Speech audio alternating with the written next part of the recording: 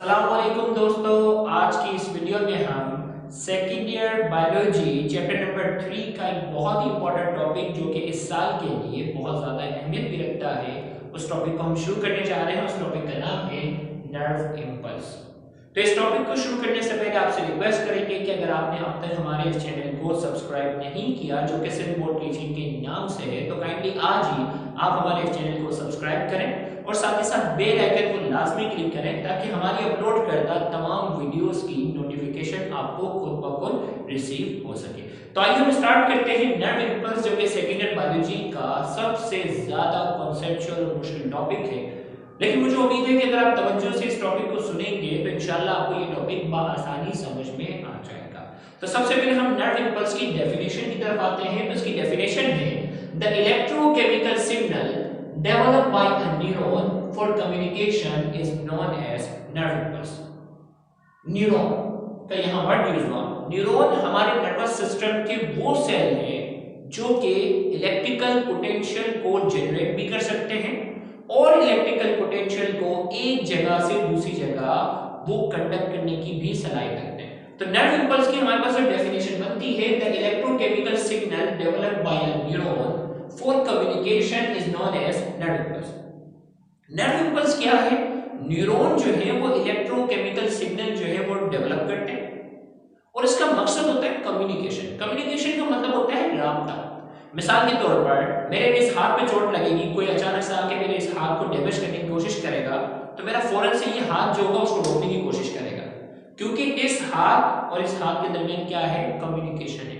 इसी तरीके से मेरे टांग में कोई चोट लगेगी तो फौरन से क्या होगा? मेरा हाथ जो होगा उस डैमेज करने वाली चीज को हटाने की कोशिश करेगा, क्योंकि हमारे जिस्म के सारे हिस्से आपस में कम्युनिकेट किए हुए कम्युनिकेशन है। और ये कम्युनिकेशन किस वजह से है? कम्युनिकेशन जो है ये इलेक्ट्रोकेमिकल सिग्नल की वजह से, जो कि न्यूरॉन क्या करते हैं? ये प्रोड्यूस करते हैं और न्यूरॉन की इलेक्ट्रोकेमिकल सिग्नल प्रोड्यूस करने की वजह से ही हमारे जिस्म के मुख्तलिफ हिस्से आपस में एक दूसरे के साथ कम्युनिकेशन में है, आपस में एक दूसरे के साथ राब्ते में है। यानी जिस्म के किसी एक हिस्से को अगर तकलीफ होगी तो दूसरा हिस्सा क्या करेगा? उसे महसूस करेगा और फौरन से उसको बचाने की कोशिश करेगा।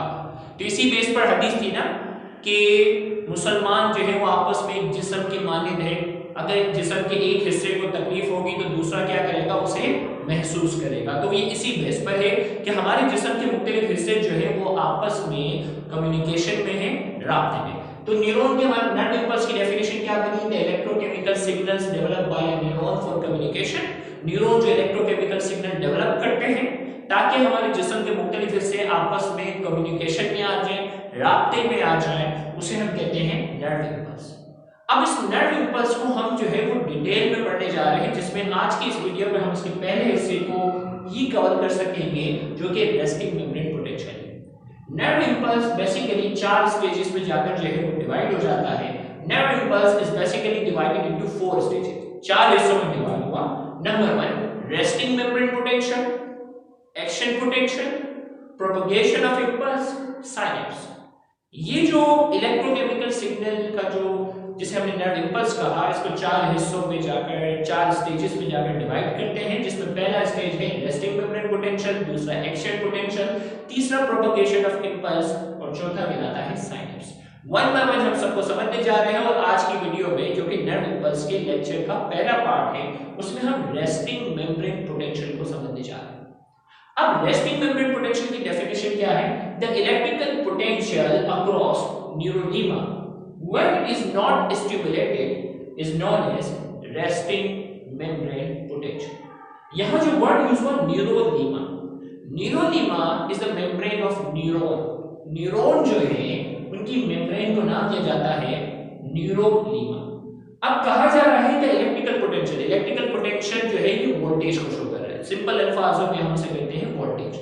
The electrical potential across neurolemma, neuron की जो मेम्ब्रेन है उसके अक्रॉस जो वोल्टेज है, कब? When it is not stimulated, जब उसे स्टिमुलेशन ना मिले। अब स्टिमुलेशन क्या है? स्टिमुलस क्या है? Change in the environment, environment में तब्दीली आना ये कहलाता है स्टिमुलेशन।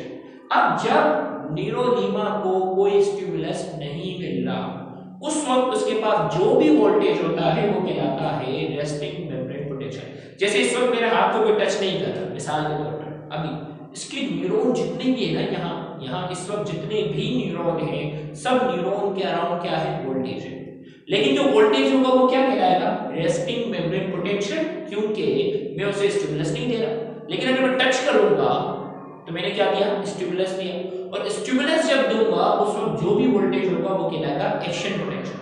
जिस वक्त उसे हम स्टिमुलस देंगे तो वो कहलाएगा एक्शन पोटेंशियल, जिस वक्त स्टिमुलस हम नहीं देंगे वो कहलाएगा रेस्टिंग मेम्ब्रेन पोटेंशियल।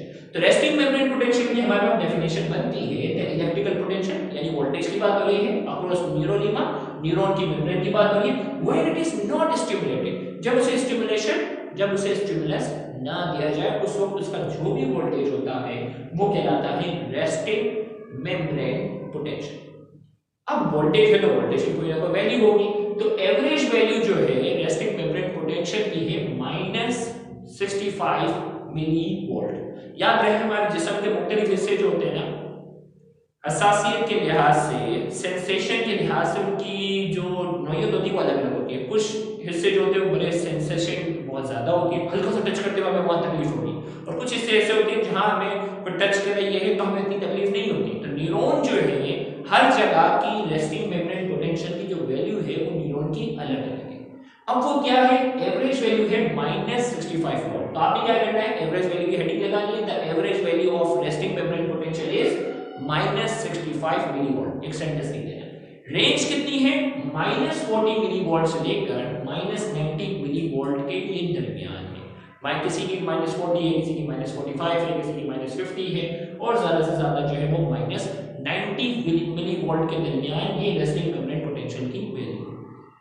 अब आप बोलेंगे सर ये माइनस में वैल्यू क्यों है, ये रेस्टिंग मेम्ब्रेन पोटेंशियल पॉजिटिव में भी हो सकता था, ये माइनस में क्यों है? तो अब हम इसके रीजन को डिस्कस कर रहे हैं। रीजंस फॉर नेगेटिव आरएमपी, याद रखिएगा आरएमपी जो है वो शॉर्ट फॉर्म है रेस्टिंग मेम्ब्रेन पोटेंशियल की, ये शॉर्ट फॉर्म है। तो ये नेगेटिव क्यों है? देखो ये जो न्यूरॉन हमने बनाया ना, ये न्यूरॉन बनाया, ये इसकी मेम्ब्रेन है, और इसके अंदर जो है वो मैंने माइनस से शुरू किया, माइनस माइनस माइनस, यानी अंदरूनी एनवायरनमेंट नेगेटिव है एज कंपेयर टू आउटसाइड।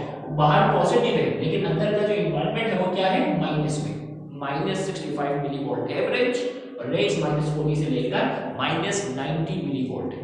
अब ये माइनस में क्यों है, हम उसके रीजन की बात करते हैं। पहला reason, unequal distribution of ions across न्यूरोलीमा।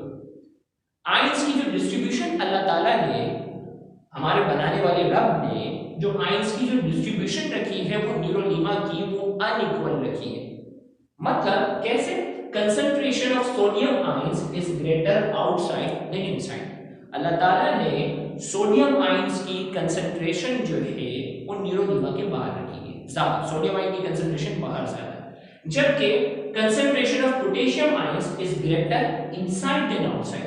Potassium ions की जो कंसंट्रेशन है वो न्यूरोलीमा के अंदर यानी सेल के अंदर जो है वो अल्लाह ताला ने पोटेशियम जो है वो क्या रखा हुआ है, ज्यादा रखा हुआ है, और अल्लाह ताला ने पोटेशियम सोडियम आयंस जो है वो सेल के बाहर जो है वो अल्लाह ताला ने ज्यादा रखा हुआ। पहली वजह कि इसकी जो आयंस की जो डिस्ट्रीब्यूशन है, आयंस की जो डिस्ट्रीब्यूशन है वो अल्लाह ताला ने अनइक्वल रखी हुई है, जिसकी वजह से ये माइनस में आ रहा है। दूसरा, more protein is present inside the cell, और दूसरा नेगेटिव की वजह यह है कि सेल के अंदर अल्लाह ताला ने प्रोटीन जो है वो क्या रखा हुआ है, ज्यादा रखा है। हमारे बनाने वाले रब ने प्रोटीन जो है वो सेल के अंदर ज्यादा रखा है बनिस्बत सेल के बाहर। तो ये प्रोटीन अंदर सेल के अंदर ज्यादा है, इस वजह से भी अंदर का जो माहौल है, एनवायरनमेंट है, वो ज्यादा नेगेटिव है बाहर के मुकाबले में।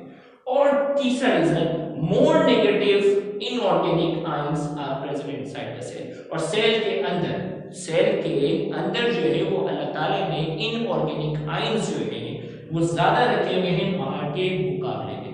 तो अंदर नेगेटिव इनऑर्गेनिक आयन भी ज्यादा है, प्रोटीन भी अंदर ज्यादा है, और अनइक्वल डिस्ट्रीब्यूशन ऑफ आयंस की वजह से अंदर का जो एनवायरनमेंट होता है वो नेगेटिव होता है एज कंपेयर टू आउटसाइड। तो यही वजह है कि रेस्टिंग मेम्ब्रेन पोटेंशियल का जो वोल्टेज है वो माइनस में है, एवरेज वैल्यू -65 मिलीवोल्ट और रेंज -40 मिलीवोल्ट से लेकर -90 मिलीवोल्ट के दरमियान है। यहां जाकर नर्व इंपल्स की पहली हेडिंग आज के इस लेक्चर में हमने मुकम्मल की, जो कि रेस्टिंग पोटेंशियल है और इस वीडियो के दूसरे हिस्से में हम एक्शन पोटेंशियल को डिस्कस करने जाएंगे।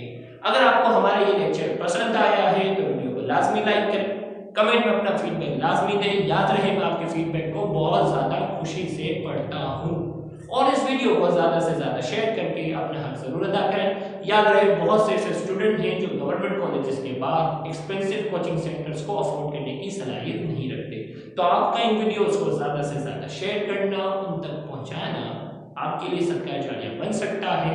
Thank you very much. Allah.